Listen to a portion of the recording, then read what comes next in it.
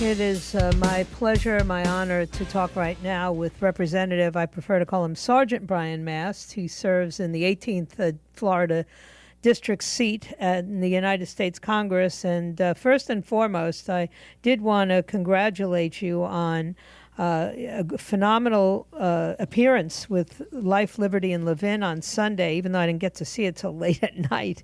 I was very impressed.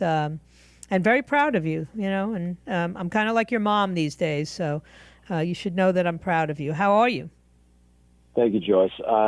I'm well physically, frustrated, emotionally, and officially in 1,000 different ways. Just like every veteran of the Republican caucus that was with me in Washington, D.C. this week saying, Speaker Pelosi, what the hell's going on here? You have us here to vote on $3.5 trillion last week, $4 trillion. You have us here to take, the sovereignty away from states to manage their elections. But you won't come here and say a word about what's going on in Afghanistan or our 13 service members that are killed or anything else. Not that any of us should be surprised by any of that. No, I'm not surprised, but you would think that after they, glorified the Capitol Hill police who testified against the so-called rioters on January 6th, called them out by name. They did not allow you to read the names of the fallen warriors. I'm outraged by that. It's what adjectives could you not use? Despicable, disgusting, un-American. You pick them, and I'm trying not to, get on here and start swearing on your program and things like that. But these were American men and women that gave their lives towing the line, living up to their commitment that our president doesn't have. They weren't going to be intimidated. They weren't going to back down. They were going to represent America the only way that they knew how. And the fact that the person in Pennsylvania Avenue doesn't have the same commitment cost them their lives. Right, and he is their commander-in-chief, whether we like it or not. He doesn't deserve that term. Well, he doesn't, but you served under another person who I didn't think deserved it either. But, you took your orders and you did what was asked of you. That was your commitment, your oath. And I'm just outraged that she would object to the reading of their names. I'm outraged that the President of the United States stood at Dover and had to check his watch. What was that all about? It wasn't even Pelosi objecting, right? Mm-hmm. There was, I couldn't tell you how many dozens of veteran congressmen standing directly in front. Directly in front, pretending as though they're not even there. Madam Speaker, can we read the names? Can we talk? Just pretends like you're not even there. And there are Democrat former congresspersons too who are just as outraged, I would suppose. There weren't Democrat members of Congress there that showed back up to Washington this week. We're not in session. It was just us that showed up saying this is absolutely ridiculous, that we are not here in classified briefings 24 hours a day when we're not, monitoring the screens, working on oversight of what's going on here. Every office, Republican and Democrat, in my opinion, are working on getting, people out of there, Americans out of there, dealing with calls about, hey, I'm here, can you help me out? I know people on maybe not every office, but certainly people on both sides are dealing with this, but that's not the priority, to be there in the most in-your-face way to help with the situation of keeping Americans alive. And on top of that, obviously that's not the priority of the president. He made the commitment that nobody was going to be left behind. He left them behind. They kept backtracking on this. And again, every single thing that happened was a direct result of him being intimidated from beginning to end, intimidated to back out of Bagram Airfield, intimidated to back out of our embassy, intimidated to leave on the Taliban timeline, and not say, no, listen, we're America. You're our hostages here, Taliban, and we're going to take care of this at the time and place and manner of our choosing, not the other way around. Somehow he got this entirely backwards about who's who. And then yesterday, I'm sure you heard his speech. He is still blaming President Trump for hemming him in, and I'm trying to figure out, well, why didn't he allow himself to be hemmed in on the southern border? He overturned every legitimate piece of legislation or executive order that was put in place to preserve our security at the national border. But somehow he had to leave Afghanistan on some fake timetable. I mean, you and I both know. The same thing. Yeah. On the southern border, on the Iran deal, on the Paris Climate Accord, on the XL pipeline. Take your pick of things that he wasn't out there saying, well, because President Trump did this, that means, or President Trump said this, that's what I have to do. Everybody agreed on both sides that we wanted to get out of Afghanistan. But the why and how matters. Yeah. And the why and how that this administration is going out there and talking about every time they step up to a microphone or in front of a camera, they are literally lying to people. They are directly contradicting what we are getting in classified briefings. I can't say what's said in there, only to say that they are directly contradicting what the rest of us are being told. And so much to the point that, yes, you even have, for the first time in this administration, Democrat members of Congress and Senate outraged because they see them on the camera saying one thing, which is the exact opposite of what the actual truth is. Yeah. Well, and as you said, I wish I were more surprised, but this is par for the course. He was part of another administration that behaved in the same shameless manner when it came to our enemies, and you can't lead from behind. You and I both know that. And when you're dealing with radical Islamists, they sense your weakness. And as you said to me the other night, they smell the blood in the water. I am so fearful of what's going to come at us. And now they've got how much weaponry? We don't even know. Will they tell you how much weaponry was left behind? I have an inventory, and this is the headline that I tell people to prepare for. Prepare for the headline, whether it's in a week or a year or whenever it is, that there's a passenger airline shot down. You got some jihadist with his YouTube video saying, look, here's my OD Green shoulder-fired surface-to-air missile, and look, I just fired it. Here you see going off towards a civilian airliner, and there's his video of a civilian airliner or a military airliner or some other airliner being taken down because what did President Biden say? Gloating about it, they now have the most advanced military weaponry. That was him bragging.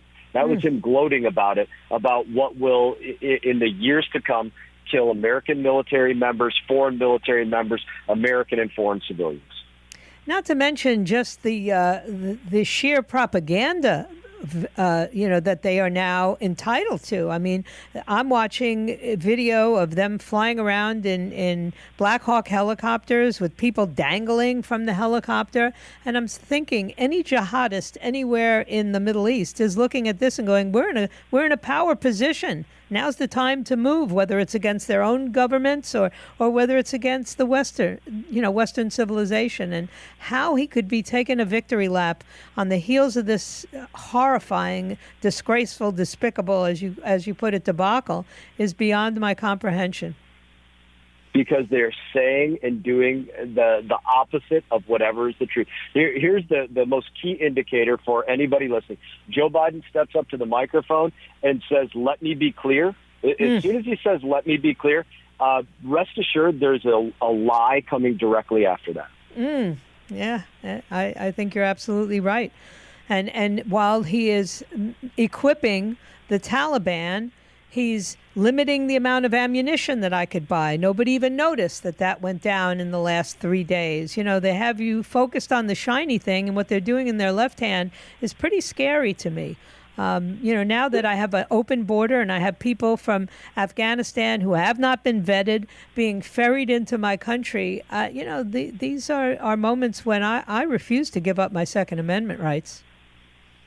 It makes Fast and Furious look like a yard sale. Really, is what it does. It's absolutely ridiculous.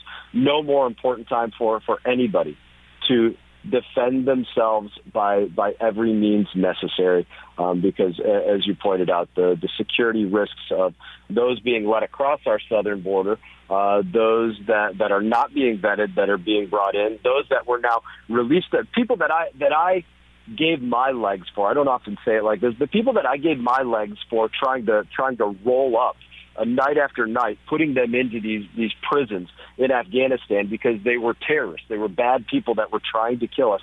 Just released, let out, and, so many that gave their lives for the exact same thing. Just let out that now think they were let out by God to seek their retribution, probably by coming across our southern border and finding the closest metropolis that they want to do their damage in. Yeah, look, the thing that I think Western civilization has a lot of amnesia over is the fact that the idea of forming an Islamic caliphate is not something that they came up with 10 years ago or 20 years ago. This has been thousands of years in preparation and in execution, and they don't care if they have to wait another 1,000 years. They have been hell-bent on the same mission historically, and we fail to embrace that. Instead, we talk about how, well, this is a Taliban who wants to be accepted by Western society. I see no evidence of that. Are you seeing that in security briefings? This is a changed Taliban? The only evidence of this, which is not evidence, it's, again, propaganda, is our current Secretary of State that was around during all of these other terrible incidents for the U.S., like Bergdahl and the creation of ISIS after the pullout of Iraq and other things like that. Secretary of State Blinken, now working to paint the Taliban as this moderate group. They're not ISIS. These guys are joined at the hip. They're one and the same. Al-Qaeda, ISIS, Taliban. The only difference between them is that the ISIS broke away because they said, we don't think the Taliban are quite brutal enough. Nice. These are the same people that will absolutely kill you, hang you, stone you for not following Sharia law. But what does Blinken and Biden want to do? And this is serious. I'm not saying this as a joke. They want to give them a seat at the UN. They want to allow them to say, hey, here's your invitation to Davos. Come be a part of our world, global, whatever it is that you'd call them. Yeah. It's scary. It really is, and I keep reminding people that they don't want to be our friends. They don't want to embrace Western civilization. Probably one of the reasons that this mission was extended way past the time that it could have been effective. Because we keep trying to turn nations into, freedom-loving republics, and it just doesn't work. They have to want it. The patriots who founded this country wanted it badly enough to water the tree of liberty with their blood, and then men like you continued in that tradition. And that the Islamists don't operate in that frame of mind. Let's make a quick point about where President Trump was so different on this, and an analytical point. When you see what happened in Syria, when you see ISIS reemerge, and you look at the troop counts of what had to be sent in order to secure those events in history, in recent history, you're talking about troop counts of somewhere around, 1,500 to 2,500 troops. Right. President Trump was down to the number of troops that you would send in to just secure an area in a situation like that with no deaths for the last year and a half. That was the situation that he had us in through peace, through strength.